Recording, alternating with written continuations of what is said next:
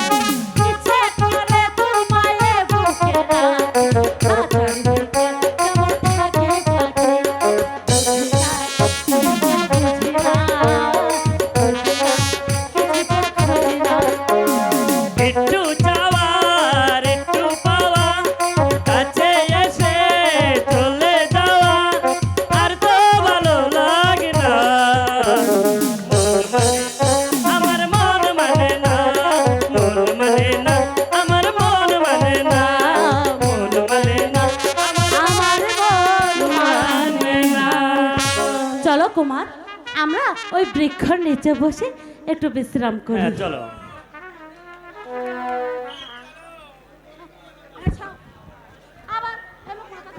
ঠিক সময় এসেছি, আর কুমারকেও পেয়েছি।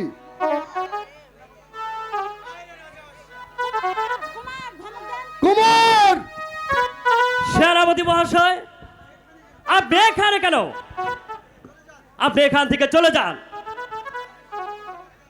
আমি এখানে এসেছি তোমার পিতার আদেশে, আর তোমাকে শৃঙ্খলিত করে রাজপ্রাসাদে নিয়ে যেতে।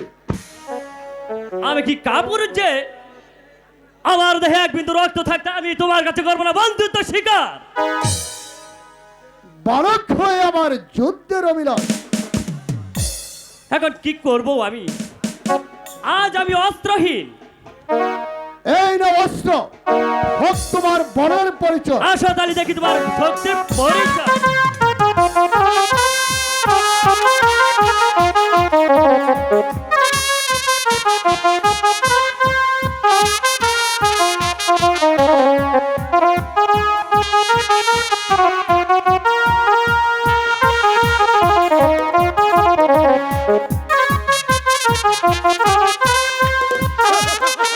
কুমার, এই কুমার, কে আছিস?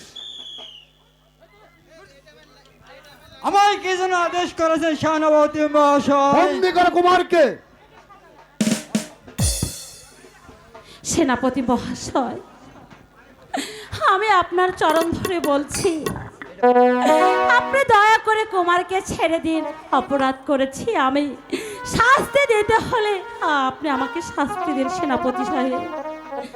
চুপ কর শয়তানি! তোমার এই বোবল বোনার রূপ দিয়ে প্রেম কুমারের মাথা খেয়েছি, আর আমার কাছে চাইছিস ক্ষমা? ক্ষমা তোর এই শয়তানি! নিয়ে যাও রক্ষী। জেনে রাখবেন সেনাপতি মহাশয়, যেদিন এই সারা রাজ্যের ভার আমার হাতের মুঠে আসবে, সেদিনের বিচার আমি তিলে তিলে নইব, তিলে তিলে নইব। সে সুযোগ হয়তো তোমার আর নাও আসতে পারে। নিয়ে এসো রক্ষী। কুমার, আলো কুমার, আলো